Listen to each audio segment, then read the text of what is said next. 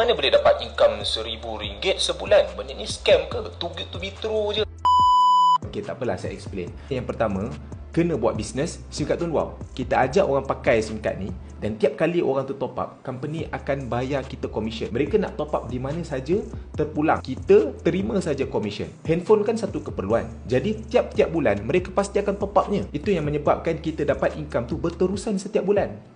Itu yang pertama. Yang kedua, dalam Tuan Wow ni dia bukan bayar kita commission apabila kita daftarkan pelanggan direct saja kita dapat commission. Tidak.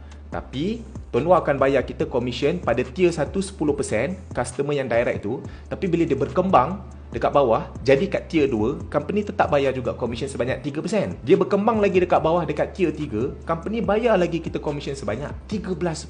Itu yang menjadikan bila kita ajak 5 orang guna dan 5 orang tu pun dia pun nak tambah extra income 1,000, dia buat benda yang sama, berkembang dekat tier 2 tu 25 orang. 25 orang tu berminat untuk tambah income RM1,000 setiap bulan. Itu yang menjadikan dia berkembang jadi 125. Bila pelanggan dekat tier 1, 2, 3 ni top up sebulan RM55 untuk plan unlimited data, unlimited call, maka kita dapatlah income RM1,000. Jadi bila dia top up tiap-tiap bulan, itulah puncanya macam mana boleh dapat RM1,000 setiap bulan. Jadi kalau tak berjaya pun benda ni, sekurang-kurangnya walaupun kita dah daftar 5 orang direct tu, kita dah dapat